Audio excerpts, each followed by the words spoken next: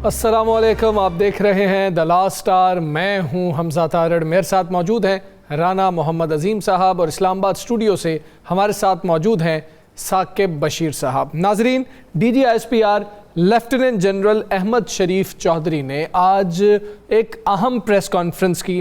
बहुत क्लैरिटी थी उसमें, क्लियर पॉलिसी थी, जामे मरबूत और पॉलिसी जो रियासत की है वो हमें इस प्रेस कॉन्फ्रेंस में जो है वो नज़र आई है। उन्होंने बताया कि खैबर पख्तूनख्वा में जो दहशत गर्दी है उसके पीछे सियासी और मुजरिमाना गठजोड़ है। सोचे समझे मंसूबे के तहत दहशत गर्दों और उनके सहूलतकारों को सूबे में स्पेस दी गई है। साथ ही उन्होंने कहा कि खैबर पख्तूनख्वा में गवर्नेंस के खला को हमारे सिक्योरिटी फोर्सेस के जवान अपने खून से पूरा कर रहे हैं। किसी फर्द वाहिद को ये इख्तियार नहीं दिया जा सकता कि वो अपनी ज़ात के लिए रियासत और पाकिस्तानी अवाम के जान माल और इज्जत का सौदा करे। उन्होंने कहा कि अब स्टेटस को नहीं चलेगा, 3 ही रास्ते हैं। सहूलतकारी करने वाला खारजियों को रियासत के हवाले कर दे जो खवारिज हैं। दहशत गर्दी के खिलाफ कार्रवाइयों में रियासती इदारों के साथ मिलकर इस नासूर को अपने अंजाम तक पहुंचाए, ये दूसरा रास्ता है। और तीसरा रास्ता यह है कि अगर ये दोनों काम नहीं करने तो खारजियों के सहूलतकार होते हुए रियासत की तरफ से एक्शन के लिए तैयार रहें। उन्होंने आज क्या अहम बातें की, जो कुछ पॉइंट्स हैं वो हम आपको सुनाते हैं। 9 मई के बारे में हमारा मौक़िफ़ बिल्कुल एब्सोल्युटली पहले दिन से वाज़ेह है कि ये अफ़वाज पाकिस्तान का नहीं, ये कौम का मुकदमा है और कोई भी मुल्क आगे नहीं बढ़ सकता जब तक उसके अंदर इन वाक़यात को करने वाले, करवाने वाले, इसकी मनसूबाबंदी करने वालों को उसके कैफरे किरदार तक, अंजाम तक नहीं पहुँचाया जाएगा। लेकिन ये जो वर्ल्ड एस्टेब्लिशमेंट क्या, एस्टेब्लिशमेंट आपकी रियासत का एक इदारा है ना, तो आप इसको एंटी एस्टेब्लिशमेंट की बजाय आप कहेंगे कि आप क्या कहना चाह रहे हैं कि क्या ऐसी क़यादत लाई जा रही है जो कि रियासत के खिलाफ है? ऐसे नहीं हो सकता मेरे भाई। आपके जो जमशुदा कबाइल हैं उनकी डेवलपमेंट के लिए 1 अरब नहीं, 2 अरब नहीं, 100 अरब नहीं, कई 100 अरब दिए गए। वो वहां पे किसने लगाने हैं? सूबाई हुकूमत ने लगाने, इंतजामिया ने लगाने। कोई ये बात ना करे कि ये अरबों रुपया जो आया ये कहां गया, किधर गया। कौन है जो कहता है कि पाकिस्तान की जो सिक्योरिटी है उसके लिए अफगानिस्तान के पास जाके उसकी सिक्योरिटी की गारंटी काबुल देगा? कौन कह रहा है? इस मुजरमाना बयानिए की कीमत कौन अदा कर रही है? आपकी फौज, आपकी पुलिस, आपके बच्चे। सूबा खैबर पख्तूनख्वा की तरक्की, इसकी गवर्नेंस। हमारी जो काउंटर टेररिज्म के ऊपर और दहशतगर्दी के खिलाफ जो जंग है, it will continue without all these political distractions. अफवाज Pakistan Khyber Pakhtunkhwa में आइन और कानून के मुताबिक इंटरनल सिक्योरिटी ड्यूटी सरअंजाम दे रही हैं, जिसकी बुनियादी जिम्मेदारी सूबाई और मकामी इंतजामिया की है। हम उम्मीद करते हैं कि बजाय मनफी सियासत, इल्जाम तराशी और खारजी क्रिमिनल माफिया की सहूलतकारी के आप अपनी इस बुनियादी ड्यूटी पर तवज्जो देंगे। हम ये भी उम्मीद करते हैं कि आप सूबा खैबर पख्तूनख्वा की गयूर आवाम की हिफाजत के लिए अफगानिस्तान से सिक्योरिटी की भीख मांगने की बजाय इस सूबे के जिम्मेदारान होते हुए खुद उसकी हिफाजत करेंगे, जो ना सिर्फ खैबर पख्तूनख्वा के अवाम का हक है बल्कि आपका फर्ज है। अफवाज पाकिस्तान ये बात भी वाज़ेह करना चाहती है कि खारजी दहशतगर्द और उनके सहूलतकार, चाहे वो कोई भी हो, किसी भी ओहदे पे हो, उसके लिए ज़मीन तंग कर दी जाएगी और हमारे शोहदा का खून कभी रायगा नहीं जाएगा।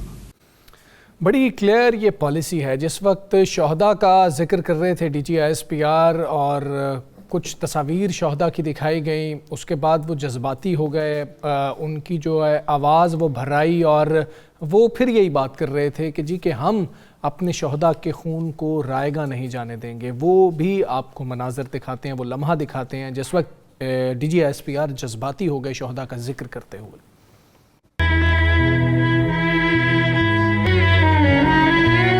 ये खैबर पख्तूनख्वा के बच्चे हैं, ये वो बहादुर हैं इस धरती के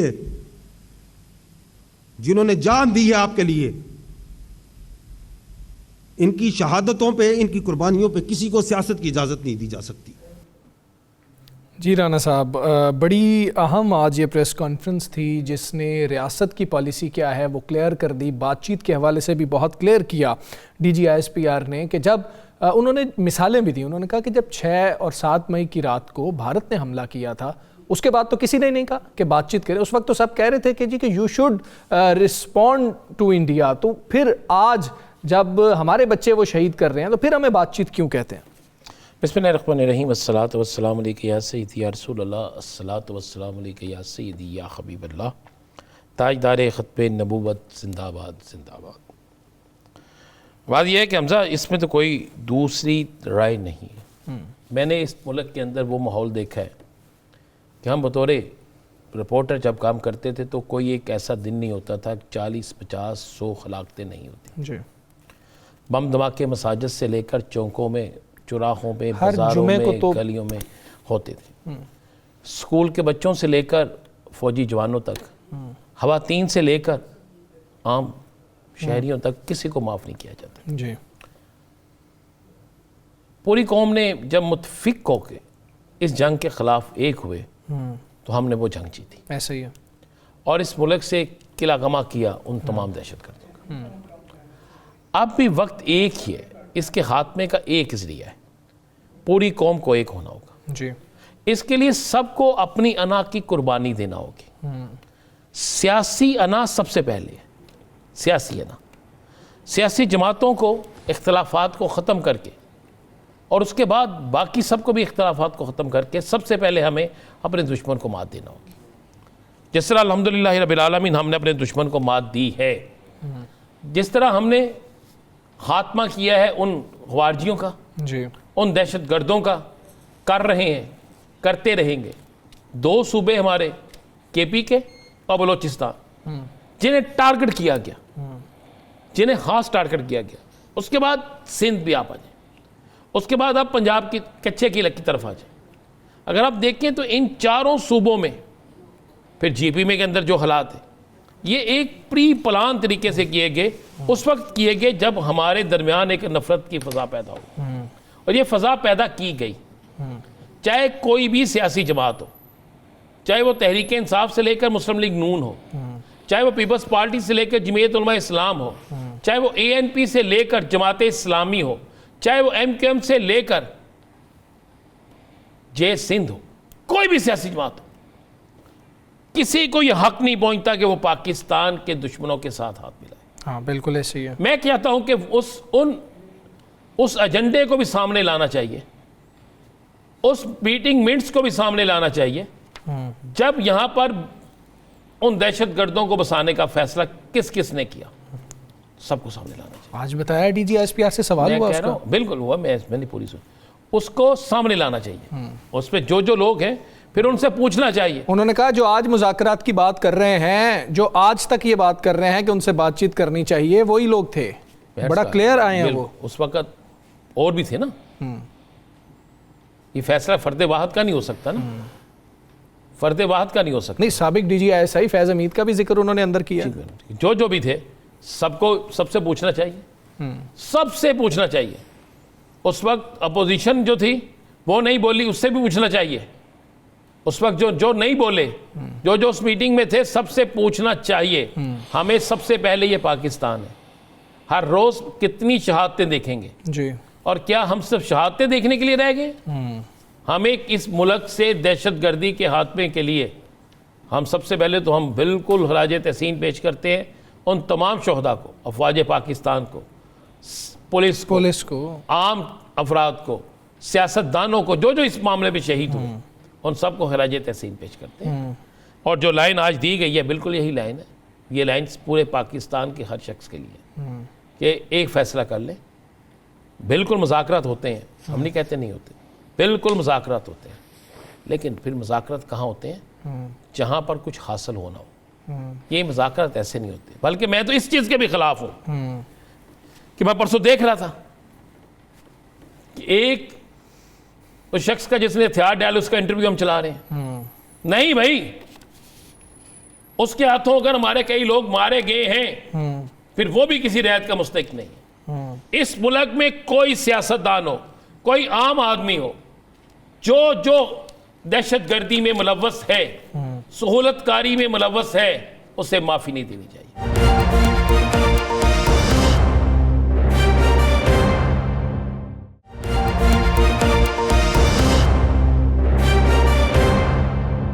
साकिब साहब, ایک اہم چیز ہوئی وہ یہ تھی کہ جو مقامی صحافی تھے ان کی بڑی تعداد وہاں پر موجود تھی، اور یہ انپریسیڈنٹڈ سا ایک معاملہ لگ رہا تھا، اور ہونا بھی ایسا ہی چاہیے، کیونکہ اپنے ایریے کو، اپنے صوبے کو، اپنے علاقے کو جو مقامی صحافی ہیں وہ بہتر طریقے سے سمجھتے بھی ہیں، جو ادھر گریوینسز ہیں، جو آوازیں اٹھتی ہیں ان پہ آواز بھی اٹھا سکتے ہیں۔ بڑے سوال سخت اور مشکل سوال بھی ہوئے، ان کا جواب بھی دیا D G I S P R نے۔ ایک بہت اہم چیز کولیٹرل ڈیمیج کے حوالے سے جو کوسچن ہوا تھا اس کو انہوں نے بتایا کہ جس کو کولیٹرل ڈیمیج کہا جاتا ہے کہ اگر سہولت کار جو ہے وہ اپنے گھر میں پناہ دیے ہوئے ہے اور ہم ایک ٹارگیٹڈ وہاں پر آپریشن کرتے ہیں انٹیلیجنس بیسڈ، تو اگر وہ سہولت کار بھی مارا جاتا ہے تو وہ کوئی کولیٹرل ڈیمیج نہیں ہے، وہ ان کا حصہ ہے۔ ساتھ ہی انہوں نے یہ بھی کہا تھا کہ جو ہے ان کو جا کے مالی امداد کرنا، یہ جو سہولت کار ہیں وہ بھی بالکل جو ہے معاملے کو خراب کر دیتا ہے۔ آپ آج کی پریس کانفرنس کو کس طرح سے دیکھتے ہیں؟ جو پالیسی ہے، جو اسٹیٹ کی پالیسی ہے، ریاست کی پالیسی آج بہت کلیئر ہو کے سامنے آئی ہے، اس کے بعد کوئی گنجائش بچتی ہے کہ آپ کوئی بات کریں کہ جی بات چیت ہمیں کرنی چاہیے؟ ایک تو جو وجہ ہے اس کے پیچھے وہ ہمارے مد نظر رہنی چاہیے کہ بہت سارے جو جوان ہیں ہمارے جو سیکیورٹی فورسز کے، جو آرمی کے، پولیس کے، ان کی شہادتیں بہت زیادہ ہو رہی ہیں، اور خاص طور پر افسران ان کی شہادتیں آپ نے ریسنٹ پاسٹ میں اگر دیکھا ہو تو خیبر پختونخوا میں بھی اور بلوچستان میں بھی جو شہادتیں ہیں وہ ہوئی ہیں، وہ انکریز ہوا ہے، نمبر بہت زیادہ انکریز ہوا ہے۔ تو وہ ایک جو ہے وہ سوچ جو ہے وہ یقینی طور پر موجود ہے کہ دہشت گردی کے اس جو ہے وہ دہشت گردی کو ختم کرنا ضروری ہے، اور اس کے حوالے سے جو ٹارگیٹڈ کاروائیاں ہیں، انٹیلیجنس بیسڈ آپریشنز ہیں، میں یہ سمجھتا ہوں کہ وہ بہت ضروری ہیں۔ اس کی وجہ ہے کہ یہ 2021 یا 22 کا جو معمہ ہے وہ آج بھی ڈسکس ہوا، وہ کہ کون کس نے جو ہے وہ آباد کیا ٹی ٹی پی کے ان دہشت گردوں کو، افغانستان سے جو ہے وہ فیسیلیٹیشن دی اور وہ یہاں پہ آباد ہوئے۔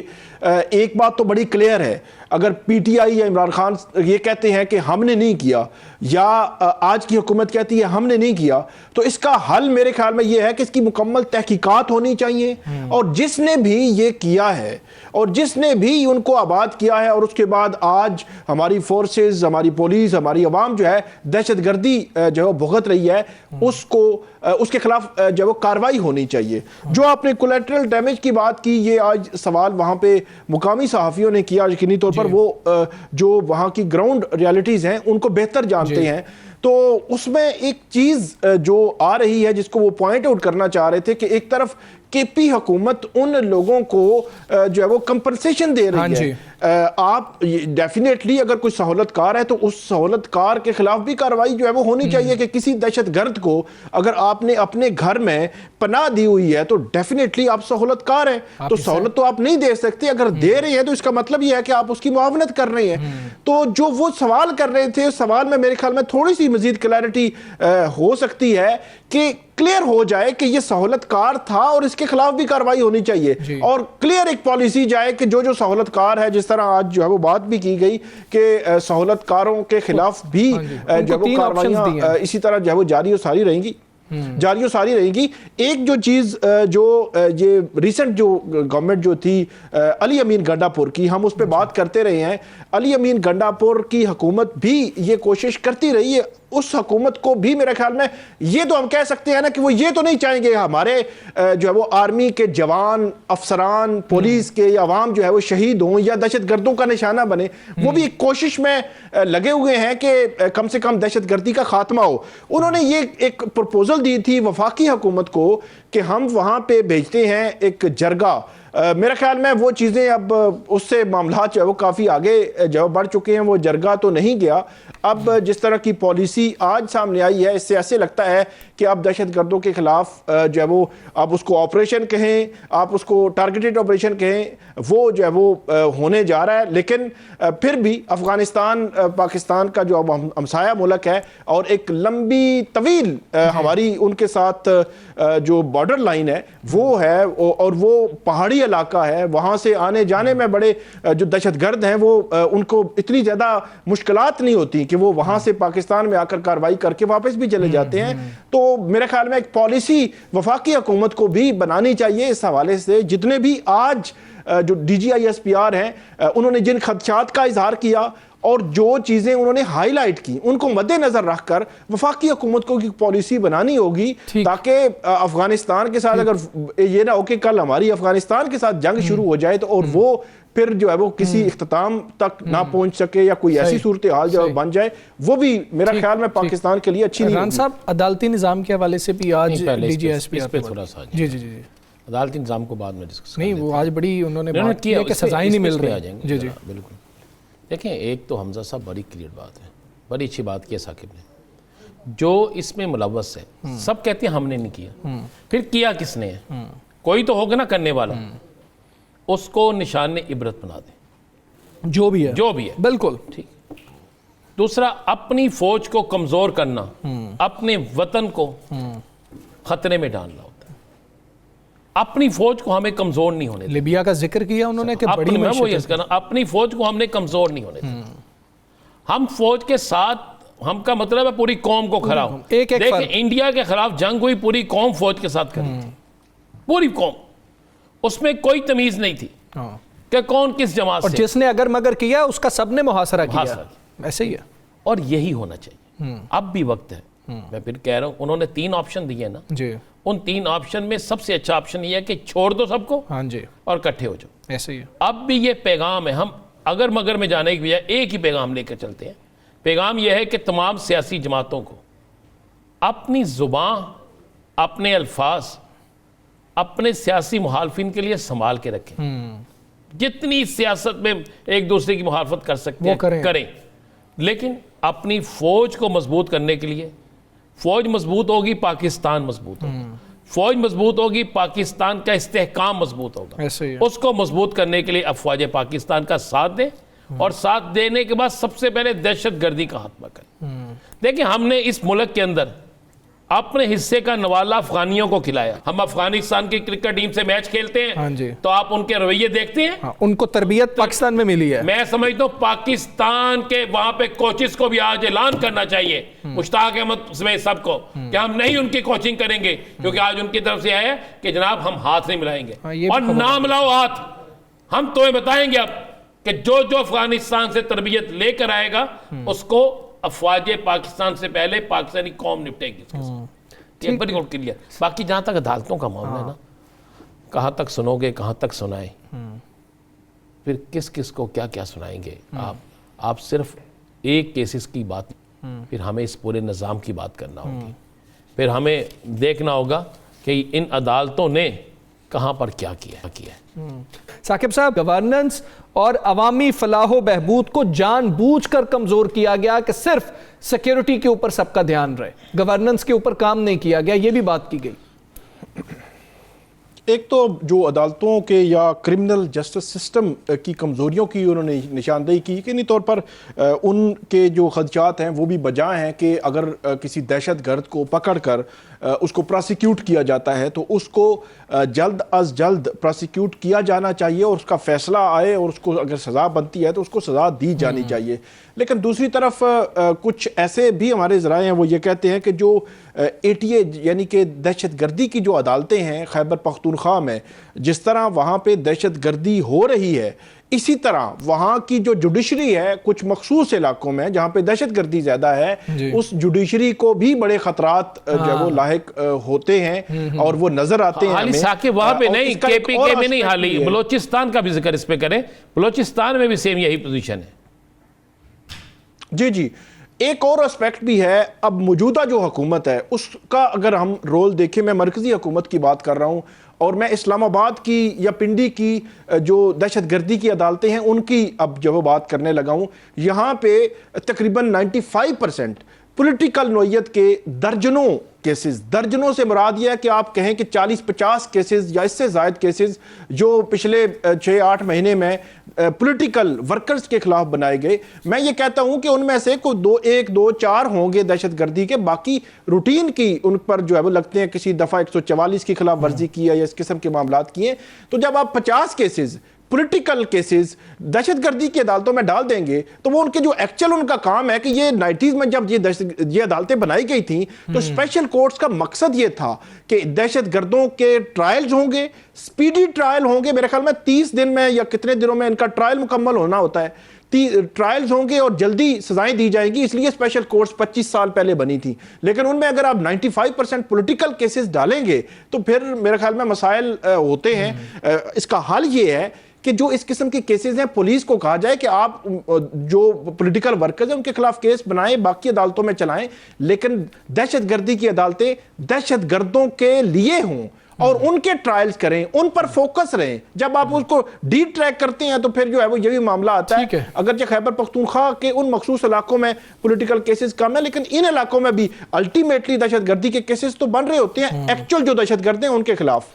بالکل ٹھیک ہے، یہ بھی بڑی واضح بات کی گئی ہے D G S P R کی جانب سے. یہاں پر بریک لیں گے، بعد واپس آتے ہیں. Stay with us.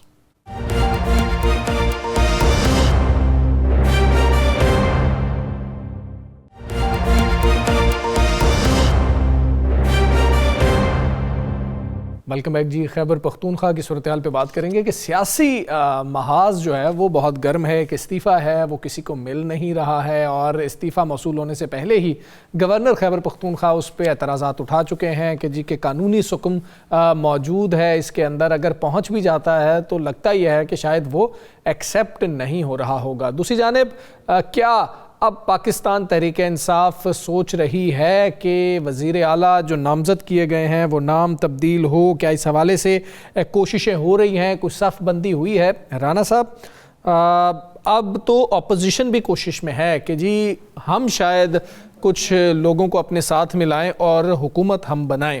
J you آئی بھی ہمیں آج بہت متحرک نظر آئی ہے. کل آپ یہ کہہ رہے تھے کہ مولانا صاحب جو ہیں وہ اس پہ سب سے سین کردار ادا کر رہے ہوں گے، لیکن آج ان کی جماعت پیش تھی اس معاملے میں. اور جو پی ٹی آئی کے امیدوار ہیں آفریدی صاحب، کیا ان کا نام اب تبدیل ہو سکتا ہے؟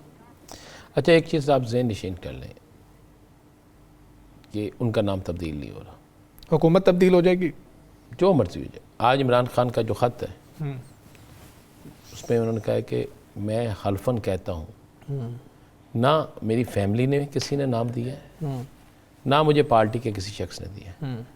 میں اسے اس وقت سے جانتا ہوں جب یہ اسٹوڈنٹ پولیٹکس کرتا تھا اور مجھے یقین ہے کہ یہ اس علاقے میں بہتری کے لیے کام کرے گا. وہ بڑا لمبا چوڑا خط ہے جی، جو اس کی اس کے حوالے سے جو بات ہے کوشش کی گئی تھی پھر، لیکن وہاں پر ایک بھی شخص ایسا نہیں تھا جو یہ کہہ سکے کہ ہم میں سے اب وہاں پہ تھا کہ کس کو لایا جائے، چلیں اس کو مائنس کر دیں، کس کو لایا جائے.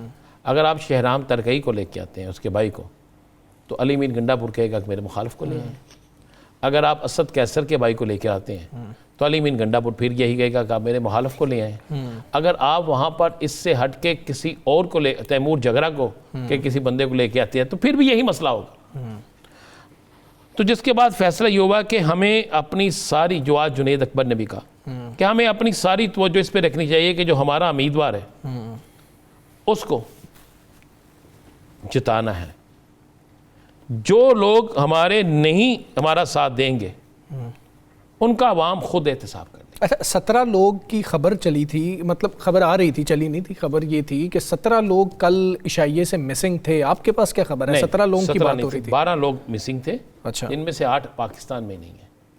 8 پاکستان میں نہیں، وہ باقاعدہ انہوں نے ایک کا نام موجود ہے.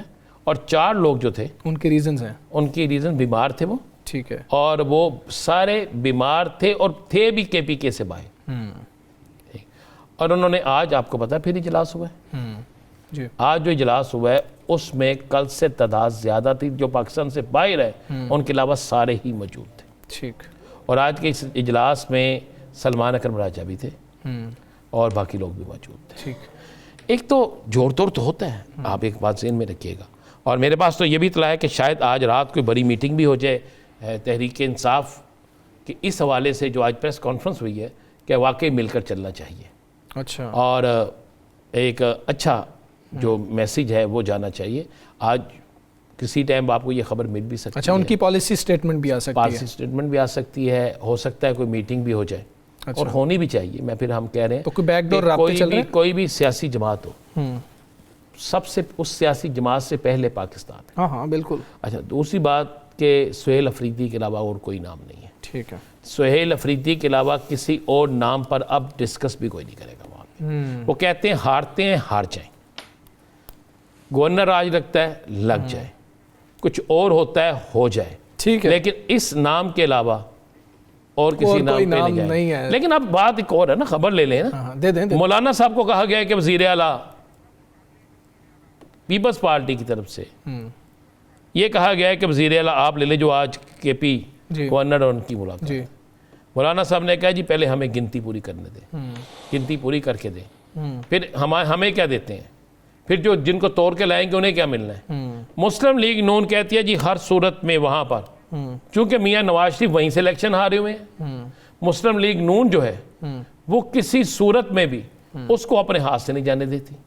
وہ کہتی ہیں ہمیں ہر صورت میں ہر حال میں ہمیں چاہیے. اچھا. ابھی ہنڈیا پکی نہیں اور پھڈے وہاں پہ شروع ہو گئے. اچھا, یہ چیزیں بھی آپ کو ذہن. اور تیسری چیز میں آپ کو بڑی خبر دے دوں, علی امین گنڈاپور صاحب نے اس بات کی میرے ساتھ تصدیق کی ہے. انہیں کہا گیا ہے کہ اگر کوئی قانونی اس پہ آتا ہے آپ کے استعفے میں تو جو آئینی طور پر استعفے کی تحریر ہوتی ہے آپ دوبارہ وہ لکھ کے دیں گے, جس پر انہوں نے کہا جی بالکل ہمارے وکلا اسے تیار کریں, ہم وہ لکھ کے دینے کے لیے تیار ہیں. قانونی طور پر 48 گھنٹے کا وقت ہوتا ہے, اور میں ٹویٹ بھی کر چکا ہوں, میں کہہ بھی چکا ہوں, اور اگر مزید اس پہ ہے تو فوری اجلاس بلا کے میں اس میں بھی. بیرسٹر گوہر نے آج یہ کہا ہے کہ جی کہ کوئی وقت نہیں ہے, اس کا مدت کوئی نہیں ہے, بس جلدی سے جلدی کر لیں, کوئی ٹائم فریم نہیں ہے. بیرسٹر گوہر نے کہا کہ قانون, آج ان سے سوال ہو گیا قانونی طور پر, انہوں نے کہا کہ جی کہ ایسا تو کچھ نہیں ہے, لیکن شاید کوئی پریسیڈنٹ موجود ہو جس کا میں اس کا حوالہ دینا چاہ رہا ہوں. جب چودھری پرویز لائث صاحب نے استعفیٰ دیا تھا تو اس میں کہا گیا تھا کہ 48 گھنٹوں میں اس استعفے کو منظور کیا جائے گا. صرف 48 گھنٹوں سے پہلے جس وقت استعفیٰ منظور ہو جائے گا تو وزیر اعلیٰ کا لیبل ان سے ختم ہو جائے گا, اور اس وقت پی ٹی آئی کے ہی اسپیکر تھے, پھر اختیارات ان کے پاس شفٹ ہو جائیں گے. یہ میں لیکن بزدار صاحب کا تو 5ویں دن جا کے ایکسیپٹ ہوا تھا. ران صاحب وہ بھی ہمارے پاس ہے کہ جب چوائس سرور کرتے ہی نہیں تھے, آپ کو یاد ہے وہ اجازت لینے جہاز پہ ادھر چلے گئے تھے. اس کے بعد پھر یہ ہوا تھا نا کہ فوری طور پر اپلیکیشن چلے گئی تھی, ہمیں وہ بھی ذہن میں رکھنا چاہیے نا. اور جب اپلیکیشن چلے گئی تھی تو پھر وہ چیزیں بھی سامنے آئی. ٹھیک ہے. اچھا ثاقب صاحب, نئے وزیر اعلیٰ کا انتخاب ہے, اور آج کی پالیسی سٹیٹمنٹ جو ریاست کی ہے اس کے بعد سہیل آفریدی کو منتخب کروانا کتنا مشکل ہے, اور کوئی کھچڑی پک رہی ہے؟ ایک تو حمزہ جو 10:57 پر جو یہ استعفیٰ جو دیا گیا تھا, ریسیونگ لی تھی, تو وہ ٹائم ختم ہو چکا ہے تھوڑی دیر قبل. تو یوں آپ کہہ سکتے ہیں کہ اب پی ٹی آئی اس پہ مزید کیا کرے گی وہ ہمیں پتہ چلنا ہے.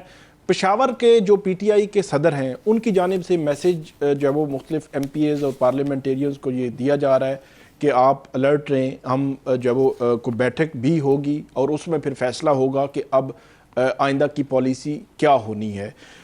دوسری جو آپ نے بات کی کہ کیا کوئی کھچڑی پک رہی ہے, ایک کھچڑی میں نے وہاں سے مختلف جو آزاد ذرائع ہیں یا صحافی ہیں ان سے بات کی کہ کیا صورتحال ہے نمبر کے حوالے سے, کیونکہ فیصل کریم کنڈی جو ہے وہ یہ تو کہہ رہے ہیں ان کے پاس استعفیٰ نہیں پہنچا, لیکن وہ ہر کسی کے پاس پہنچ چکے ہیں, مطلب تقریباً وہ سب سے ملے ہیں, اعظم نذیر تارڑ سے لے کر ایاز صادق اور مولانا اور سب سے وہ جو ہے وہ سب, کوئی بندہ چھوڑا نہیں ہے انہوں نے جس کو ملے نہیں ہے. صرف ان کو استعفیٰ جو ہے وہ نہیں ملا, حالانکہ وہ پبلکلی کہہ چکے ہیں کہ میں نے استعفیٰ دے دیا ہے.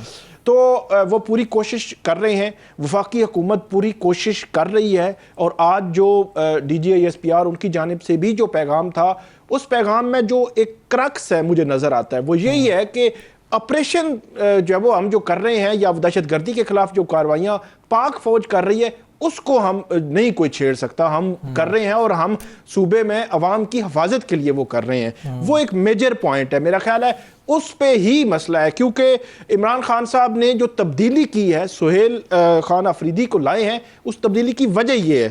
اب 3-4 چیزیں وہاں سے پتہ چلی ہیں.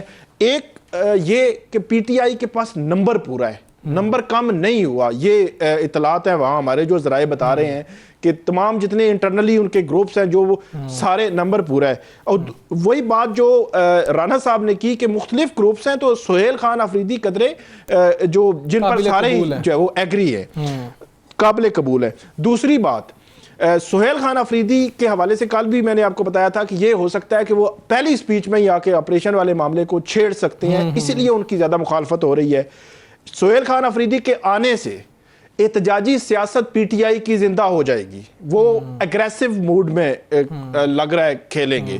اس کے علاوہ جو یہ بھی ایک پاسبلٹی جو ہے وہ نظر آ رہی ہے ہمیں کہ اگر فرض کریں وہ آتے ہیں, وہاں کے جو آپریشن مخالف کو چیزیں ہونا شروع ہو جاتی ہیں, کوئی دھرنا احتجاج, تو وہ ہو سکتا ہے احتجاج کی حمایت جو شروع کر دیں, تو ایک کلیش جو میرا خیال میں کلیش سے ایوائڈ ہونا چاہیے.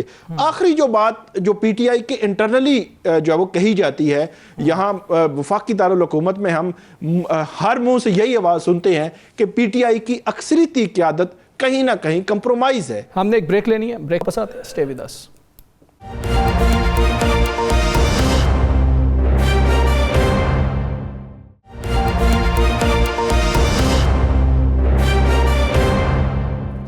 ویلکم بیک جی.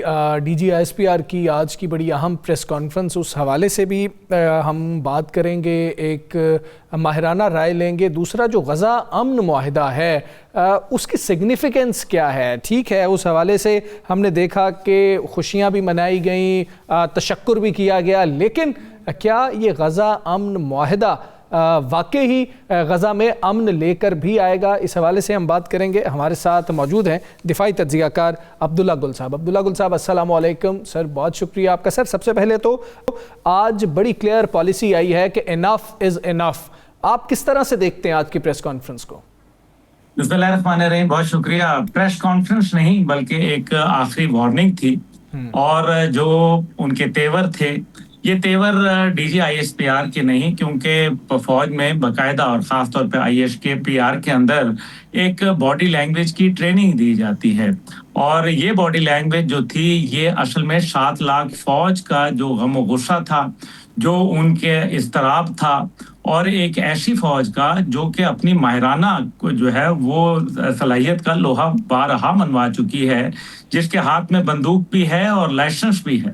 اس کا مطلب یہ ہے کہ اب ان کی بس ہو گئی ہے. انہوں نے واضح بتا دیا, یا تو آپ جو ہے وہ لوگوں کو ہمارے حوالے کر دیں, دہشت گردوں کو, یا پھر ہمارے ساتھ مل کر اس آپریشن کے اندر کردار ادا کریں, ورنہ پھر ہمارے ساتھ مقابلہ کرنے کے لیے جو ہے وہ تیار رہیں, ہمارے جواب کا انتظار کریں. اس سب کا جو مطلب یہ ہے بڑا واضح کہ زیرو ٹالرنس جو ہے اپنا لی گئی. اس کے اندر جو اہم پہلو تھا وہ اس کے ٹائمنگز تھے اور جگہ کا چناؤ.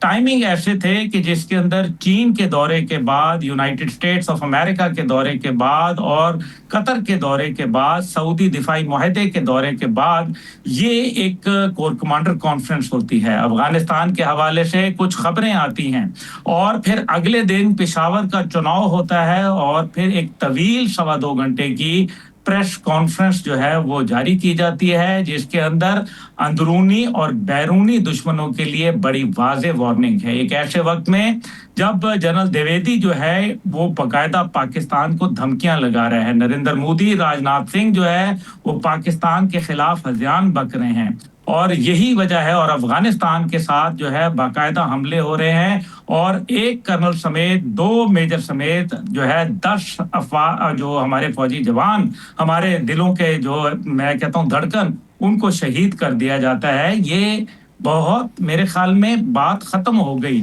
اب جو ہے عبداللہ گل صاحب بالکل اس میں کوئی شک نہیں, فوج نے فیصلہ کر لیا, فیصلہ ہی کرنا بنتا تھا, اور جو سہولت کار ہوگا, جو پاکستان کے اندر امن کا دشمن ہوگا, اس کا پاکستان سے کوئی تعلق نہیں ہونا چاہیے. ہم نے بڑے سالوں سے پالا افغانستان کو, افغانیوں کو. ہم نے کچھ کبھی افغانستان کے خلاف نہیں کیا.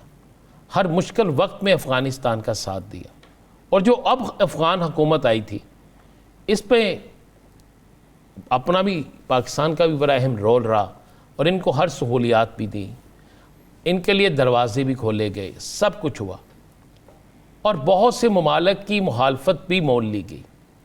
افغانستان جا کر بھارت کی گود میں بیٹھ گیا ہے۔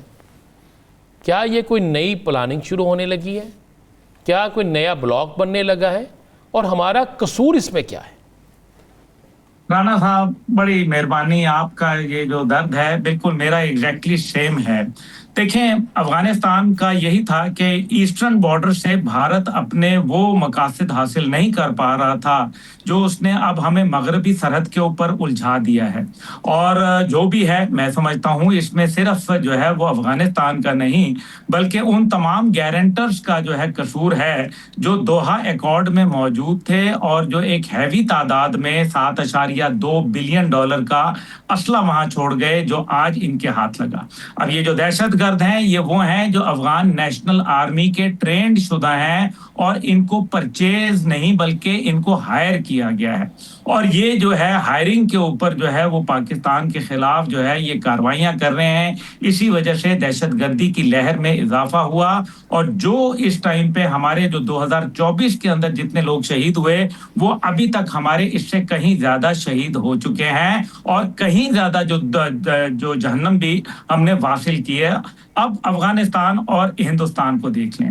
افغانستان تو قرآن کے اوپر یقین رکھتا ہے، تو کیا پھر ایک لا الہ الا اللہ کی بنیاد پر قائم پاکستان جس کا آئین جو ہے وہ قرآن اور سنت کی بالادستی کو قبول کرتا ہے اور اللہ کو حاکم اعلیٰ مانتا ہے، تو کیا اس کے خلاف یہ کارروائیاں جو ہیں کیا قرآن میں اس کا کوئی ذکر ہے؟ عبداللہ گل صاحب، آج D G I S P R انہوں نے یہ بھی بات کی، اور یقینی طور پر یہ بات درست ہے کہ جب ان دہشت گردوں کو ٹی ٹی پی کے جو دہشت گرد ہیں ان کو آباد کاری پاکستان میں ہوئی، اور اس کے بعد انہوں نے ہماری فورسز کو اور عوام کو اور پولیس کو نشانہ بنایا، اور بہت بڑا نقصان ہمارا جو ہے وہ ہو رہا ہے۔ آپ اس حوالے سے کیا سمجھتے ہیں؟ یہ الزام پی ٹی آئی حکومت پر آتا ہے، وہ اس کا انکار کرتے ہیں، اور جو ہے وہ رانا ثناءاللہ صاحب کی ایک ٹویٹ میں جولائی 2022 کی جب پی ڈی ایم حکومت آ گئی تھی تو وہ پڑھ رہا تھا، تو انہوں نے کہا کہ ٹی ٹی پی سے متفقہ طور پر بات چیت کا جو ہے وہ اتفاق ہوا ہے کہ بات چیت جاری رکھی جائے گی۔ تو اس معاملے کو آپ سمجھتے نہیں ہیں کہ تحقیقات ہونی چاہیے اور جو ملوث ہے اور اس کے خلاف کارروائی ہونی چاہیے؟ آپ کیا اس پہ کہیں گے؟ دیکھیں، بات چیت جو ہے وہ تو جاری رہتی ہے نا، ہمیشہ دشمنوں سے آپ دشمنوں سے ہی بات کرتے ہیں، آپ سگوں سے تو جو ہے معاملات اور ڈائیلاگ نہیں کیا کرتے نا۔ تو کیا بھارت سے جو ہے ہاٹ لائن پہ ہماری جب جنگ ہو رہی تھی تو کیا بات چیت نہیں ہو رہی تھی؟ بالکل ہو رہی تھی۔ اس لیے تو مقصد یہاں یہ ہے کہ اس ٹائم پہ سارا الزام جو پی ٹی آئی کے اوپر دینا ہے، اصل بات یہ ہے کہ وہاں ایک اور شخصیت بھی موجود تھے، جنرل فیض حمید صاحب، اور جن کے حوالے سے آج جو ہے وہ D G I S P R صاحب نے کہا کہ ان کا کورٹ مارشل کے پروسیڈنگز چل رہی ہیں، اور میری اطلاعات یہ ہیں کہ ان کے حوالے سے بہت ہی خطرناک انکشافات جو ہے جو کہ پی ٹی آئی کے بھی اور ان کے حوالے سے بھی جو ہے وہ سامنے آ رہے ہیں، اور جب یہ حقیقت تشتزبام ہوگی، عوام تک پہنچائی جائے گی، تو ایک بہت بڑا جھٹکا لگنے والا ہے بہت سارے لوگوں کو۔